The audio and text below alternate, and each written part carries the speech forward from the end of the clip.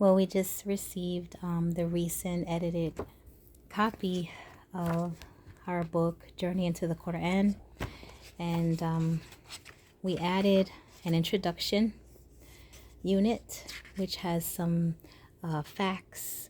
Can you just zoom in a little bit so they can see some examples of the questions, like how many chapters are in the Quran, which chapter is the shortest, which chapter is the longest, and it really causes the students to do some research, 5 chapters named after prophets and so forth. So this is an introduction to learning to navigate Kitab Allah. And then, of course, some of the vocabulary concerning the names of the chapters. And then navigating the Fihris, which is the index, and, knowing how to use the page numbers and so forth.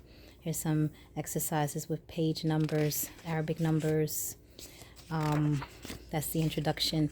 First unit is about the names. Did you get this title page? Yeah. Okay, so they're going to be learning the names.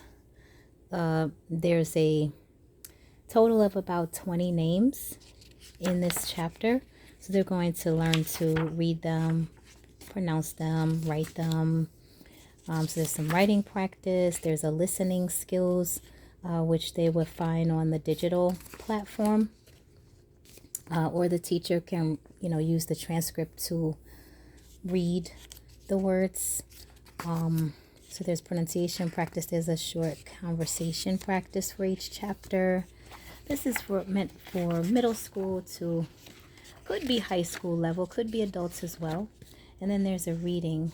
And this is really in alignment with social studies, history, which also connects the student to the Quran. This is a reading in questions after the reading, and then Unit 2, geography. So they're going to be learning various words. So they learn the word, they trace it, and then they do some little bit of research, and that part's gonna be in English.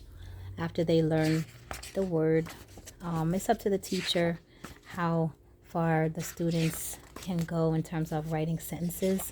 But there are some small sentences that they can write and learn. There's also listening practice, pronunciation practice, included with each unit. All right, and then there's also some translation, some light translation of various verses that contain those vocabulary words.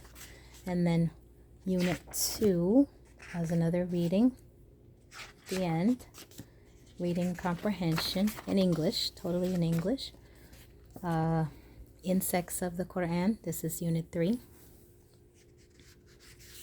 So there's an introduction there. Again, vocabulary words and some information about each word. So, a lot of these topics will connect to core curriculum like biology or history or social studies. So this is the insects of the Quran. Again, there's some listening practice, reading practice, pronunciation practice. Many of those audios can be found on our digital platform. Some sentences to go along with the vocabulary. And of course, a reading. This one is about locust soup. Concerning that, so it's something interesting as well as something cultural, because this is a real cultural thing. It's actually taking place in Kuwait, for a part of the culture. And so there's some comprehension questions about it. Unit 4, Al-Anbiya. So they're going to learn how to spell the names. And of course, in each unit, these vocabulary words, the teacher is going to give them the imla, which is the listen and write practice. They're going to learn to identify. So, for example, here, the clue is he was born without a father. And was it Musa? Isa or Yahya. So they're going to circle the right answer. The son of Zechariah. Oh, Yahya. Yeah. Okay. So this is just some more of the exercises that are included in that unit.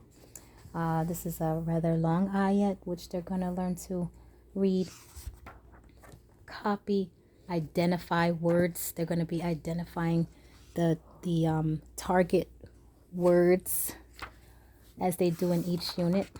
Is an exercise for that. So, and then unit 5. Oh, here's another reading about Luqman.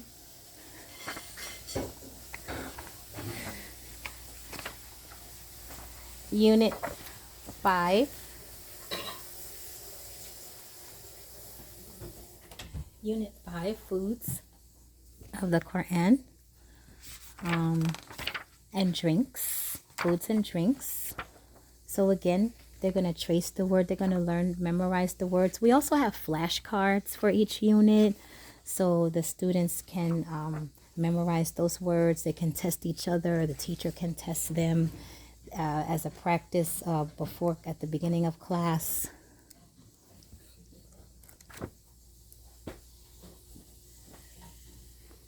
Okay,